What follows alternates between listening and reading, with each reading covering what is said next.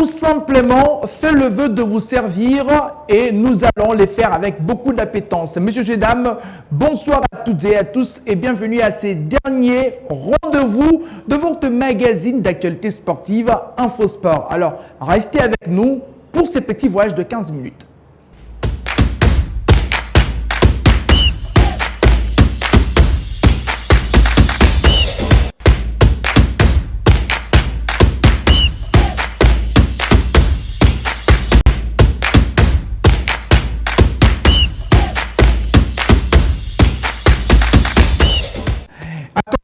Monsieur Gédam, merci pour la confiance. On débute cette édition avec le football. Vous savez que les différentes pelouses africaines vont vibrer au rythme des interclubs de la CAF avec le représentant congolais. Ils sont à 3, mais on va d'abord débuter avec le premier qui est le Santelor Lupopo qui va matcher l'équipe de Orlando Pirates. Déjà c'est samedi et pour le compte de la manche retour de ces deuxièmes tours. Alors le programme qu'on va vous proposer bien sûr avec les différents matchs.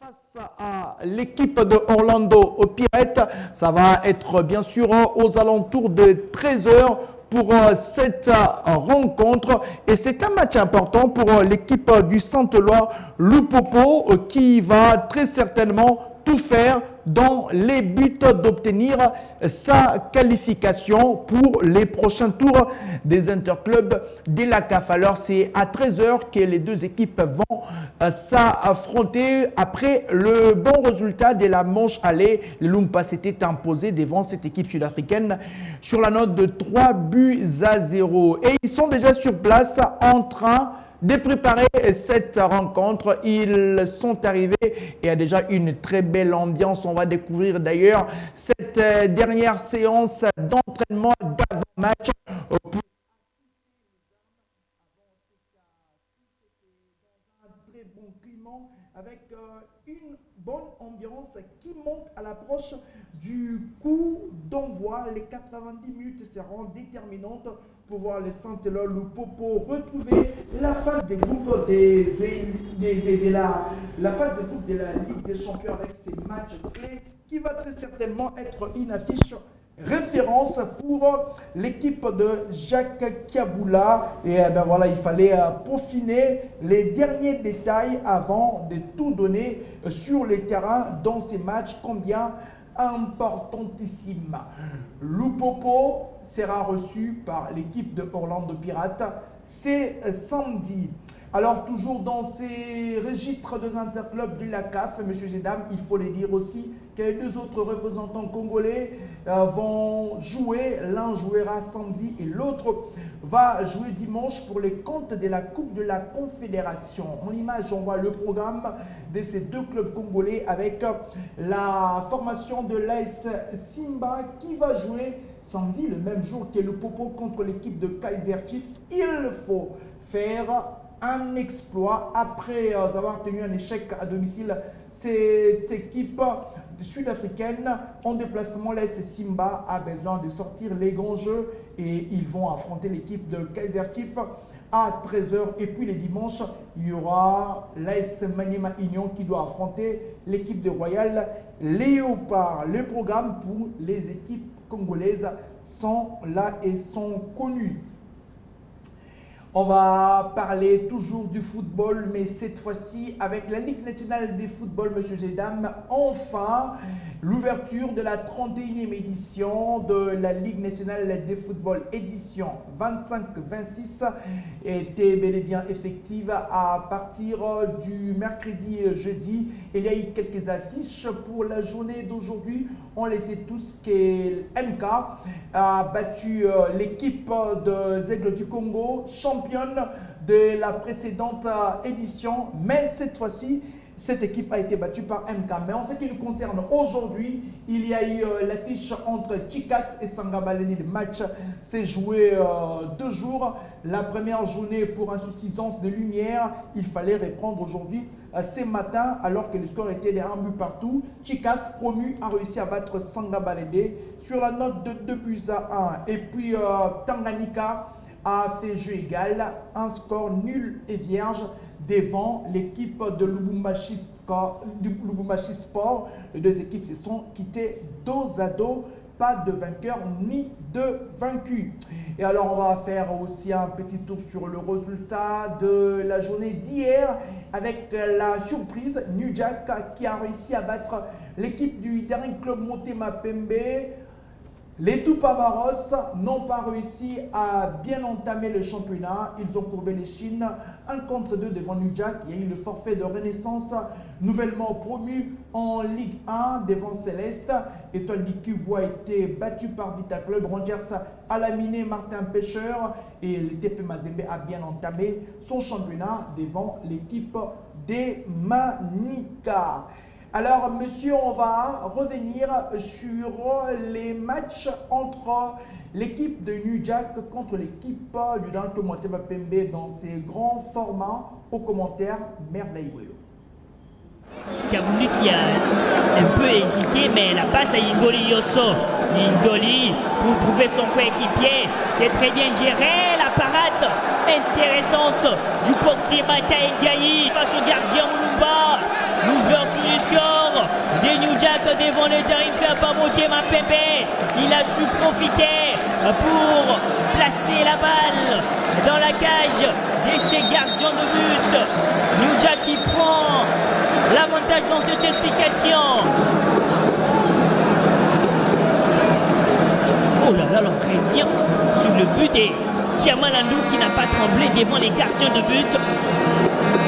Motema Pembe. Boko Eliel se repose chez Mouchanaï. Boko Eliel qui va ouvrir à Bingi Bello. La couverture des Kotomonga. La frappe. La passe millimétrée des follow à Uchi. Uchi qui avance. Et cette frappe. Quelle claquette! Mouchanaï, le centre travaillé. La balle qui traîne, Mata Ndiaye, Ingoli Yosso. La balle piquée d'Ingoli Yosso.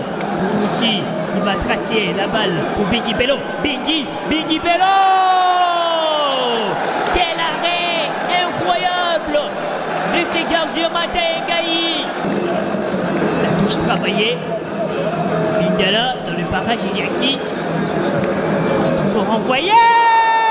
La barre transversale qui sauve Mata Ndiaye. Il va nous aider à bien revoir cette frappe imparable qui touche la barre.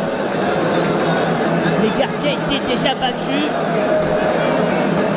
Cette frappe précise, une frappe tranchante de ce fameux Moukieba. L'arbitre qui siffle la fin de la première période est relancé dans ce couloir, le centre instantané. Cette organisation côté DSMP. Lubanzadio pour ce centre. À l'opposé, il y a la tête. Arsène Véné avec Lubanzadio. Le centre exploité de Lubanzadio. Ingoli Yosso. La passe d'Ingoli à Bingi Bello. Bingi Bello très bien trouvé. Bingi. Encore les gardiens Mata Ndiaye. Ingoli Yosso. Ingoli face à Juma Salaina. Ingoli à son coéquipier Mouchana qui tente d'enrouler. Touche travaillée. Bindala pour mettre mal à l'aise, mais il perce quand même. Mata Ndiaye pour bien répliquer. Il y a penalty. Indique donc l'arbitre du match. La faute des mains a été signalée. Auteur d'une première période encourageante. Mata Ndiaye devant Bingi Bello. La concentration des Bingi. Il va maintenant traduire cela tout en négociant très bien ses pénaltys. Bingi Bello face à Mata Ndiaye. La grosse occasion d'obtenir l'égalisation. Bingi Bello. Contre-pied parfait. Un but partout ici au stade du Martyr. Et la joie avec les Imaniens qui ont bien accueilli match plus égalisateur de Piggy Bello. Ayembe qui oriente la balle de l'autre côté. Il cherche la bonne position pour enrouler. La touche de Benedoukou. Le contrôle, la transmission avec Ayembe. Ayembe, la passe en retrait. Elle est doublée de ce tour. Chioma.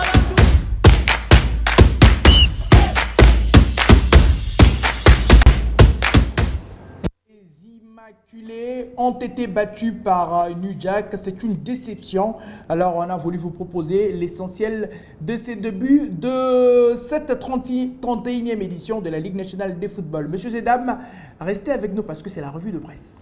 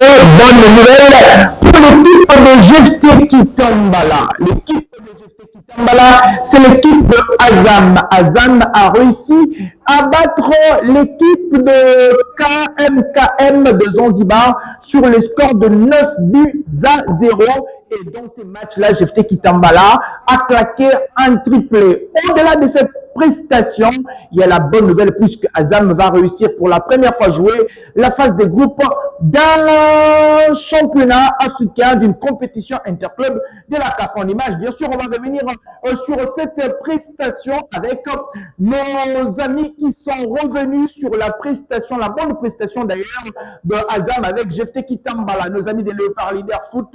GFT Kitambala ont fait oui en ébullition. Pourquoi? Parce que son équipe a gagné 9 buts à 0. Je vous ai dit contre l'équipe de KMKM de Zanzibar, l'attaquant congolais qui a réussi à propulser son équipe sur la bonne voie en claquant un triplé et son équipe a gagné 9 buts contre 0 et c'est une très belle victoire. Mais il y a un homme qui entre un peu plus dans l'histoire de ce club, c'est bien sûr Jean-Florent Ibenge Kwangé. Vous savez, il a pris l'habitude de gagner partout où il est passé après sa très bonne prestation du côté de Al Hilal et aussi de Berkane. Monsieur est entré un peu plus dans l'histoire de cette équipe Azam puisque Jean-Florent Ibenge, sous sa houlette bien sûr, Ibenge Kwangé et son adjoint Anissé ont porté cette équipe, les géants attaquants congolais qui a signé un triplé, mais surtout, on parle de ce club qui s'est qualifié pour la première fois de son histoire en phase des groupes des interclubs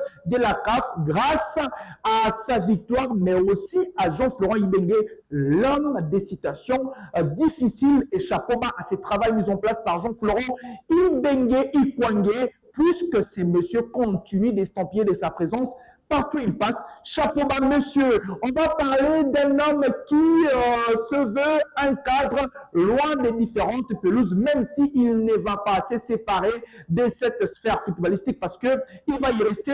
C'est bien sûr monsieur Marcel Tisserand, ancien capitaine de la sélection nationale de la RDC. Nos amis de Léopard Foot nous renseignent et qu'il a obtenu un nouveau Graal, un nouveau titre. C'est bien sûr le certificat de management du football délivré par l'UEFA. Cette nouvelle distinction s'ajoute à son diplôme universitaire des gestionnaires des organisations sportives obtenu en 2023. Monsieur va rester dans le monde du football, même si il ne va plus certainement être joueur parce que il va s'évrer mais puis après il va rester dans la sphère footballistique. Monsieur Marcel Tisserand avec un nouveau titre. Vous savez très certainement, les amis, que Sadiki est nominé parmi les meilleurs jeunes africains dans les prochains awards. Et la statistique très impressionnante de Noah Sadiki cette saison avec son équipe de Sunderland nous révèle notre ami le meilleur du sportif congolais, Noah Sadiki, avec son début de saison XXL, comme le mentionnent nos amis ici. 8 matchs sur 8 en première ligue, énorme, lui qui provient du championnat belge. 8 matchs sur 8, 714 minutes jouées, 3 cartons jaunes, et puis l'un des joueurs les plus utilisés à 20 ans seulement. Le monsieur est en train de sortir une prestation de malade. Et la bonne nouvelle pour la RDC provient de l'Angleterre, puisque on nous parle d'un retour de Yohan Wissa qui va certainement retrouver l'équipe de Newcastle pour ses débuts et son retour de blessure. On parle dans plus ou moins 2 semaines. Le joueur a été consulté une fois de plus, et surtout les spécialistes qui disent qu'il va très certainement retrouver les pelouses.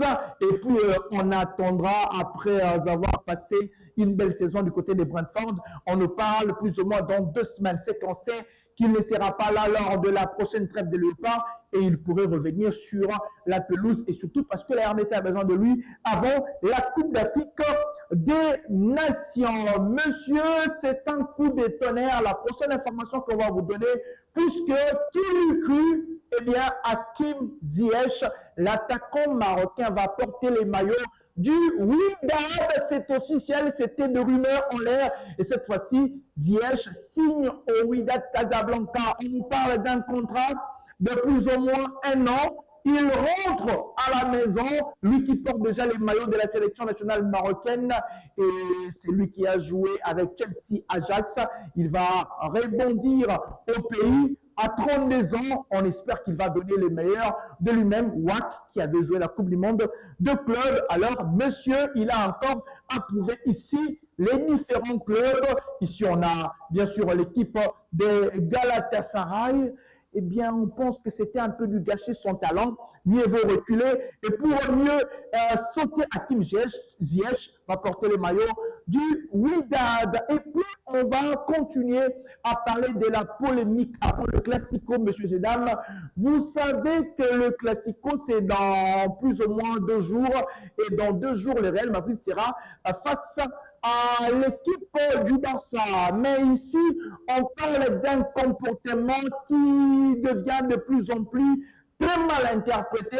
Le vestiaire du Real Madrid, on a ras-le-bol de Lamine Yamal. Oui, on parle de ces joyaux du Barça qui, dans ses différentes sorties médiatiques, ne cesse de piquer et surtout de tacler le Real Madrid. Les déclarations de l'Espagnol qui accuse le Real Madrid avant le Classico de voler et de se plaindre ont rendu furieux les joueurs du Real Madrid qui considèrent ces accusations stupides et irrespectueuses. Les temps et les moments de ces propos ont été très mal choisis et ils ont décidé d'envoyer le capitaine de l'Aurora, Dani Carvajal, pour qu'il aille parler à Lamine Yamal. Il faut respecter l'adversaire, c'est important. D'ailleurs, on va avoir l'image de nos amis, les meilleurs du football, qui reviennent sur ces propos-là. Qu'est-ce qu'il a réellement dit sur les questions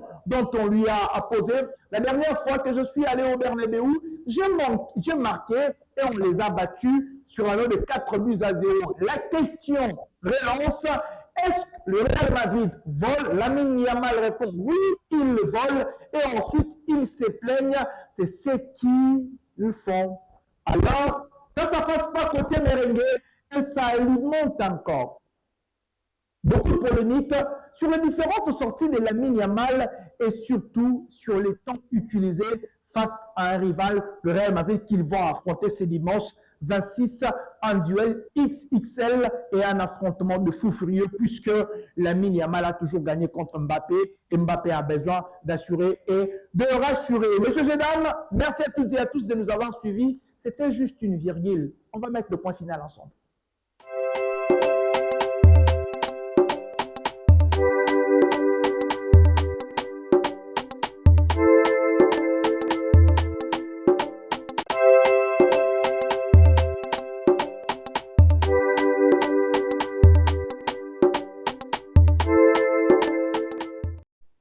Messieurs et dames, il ne me reste qu'à vous dire merci. Alors, merci pour la confiance. Merci à l'équipe qui m'a accompagné. On se retrouve très bientôt.